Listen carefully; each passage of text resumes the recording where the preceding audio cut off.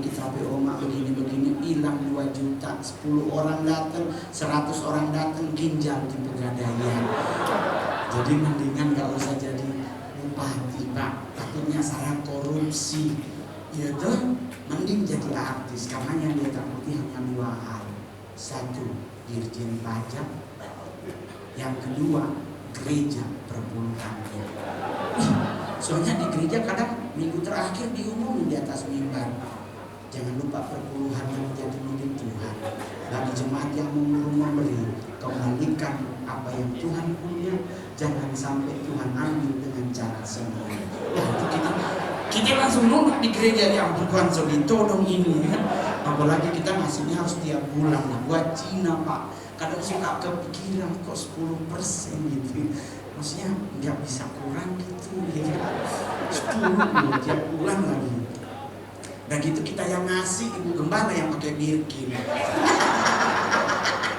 Pak gembala yang tadinya jam tangannya Seiko berubah jadi Patek Philippe. Kita kan lah buat jam tangan di jam dinding aja gue masih Seiko. Saya itu kasih kisah nyata loh Pak, serius Pak. Di saat saya dulu masih gembel jalanan, saya ngasih perpuluhan 200.000 tiap bulan, gak pernah keberatan Pak.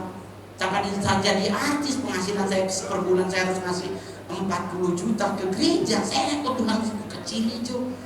Saya telepon gembala, Bu boleh nggak nego dikit gitu. Gede banget nih 40 juta. Tapi teman mau ingetin, jangan baku itu dan Tuhan, nanti Tuhan balas habis dengan nomor. Oh yaudah. Wah, mau ke gereja, mau kaget ibu gembala yang tadinya nggak punya kalung panjang, kalungnya panjang Pak.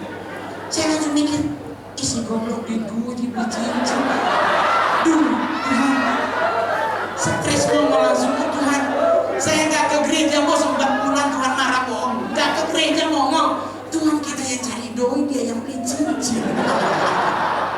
Aduh, tapi Tuhan tegur mau. Dan saya sampai hari ini adalah yang memberi perpuluhan paling rajin di Indonesia. Dan itulah yang membuat bukti nyata Tuhan memberkati Mongol, karena Maleakhi 3:10 cek kalau ada makanan tidak di atas meja. Dan ternyata sampai hari ini makanan itu Tuhan tetap beri buat Mongol.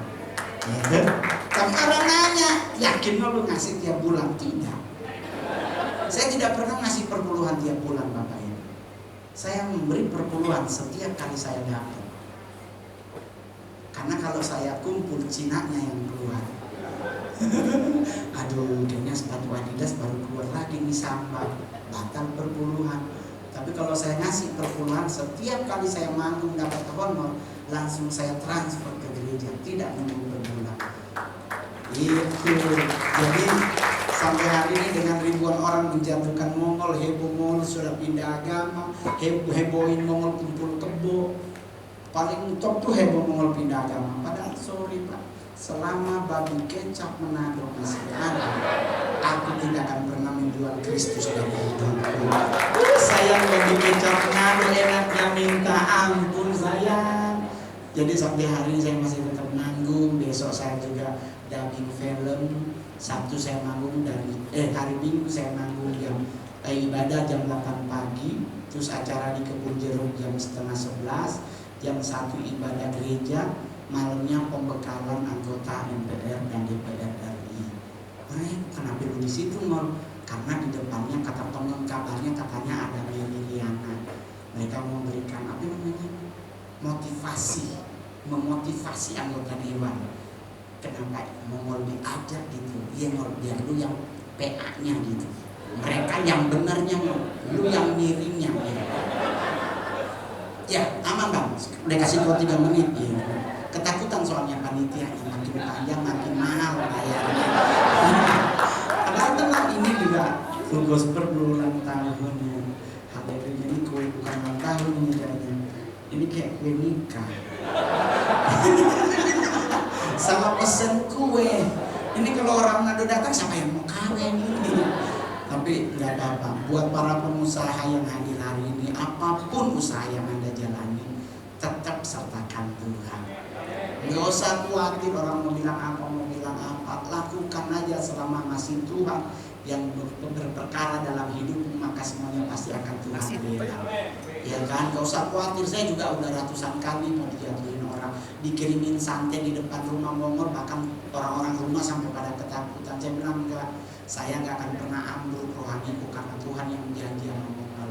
1 Yohanes 5 ayat 18, setiap orang yang lahir dari Allah tidak berbuat dosa, dan iblis tidak akan pernah bisa menjamah. Amin.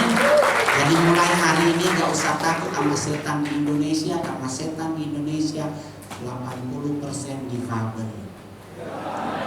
Gak ada setan Indonesia menakutkan. Semua cacat setannya, dari suster ngesot, gombel, pocong, semua difabel, semua cacat. Ngapain takut itu? Apalagi kita yang makan babi.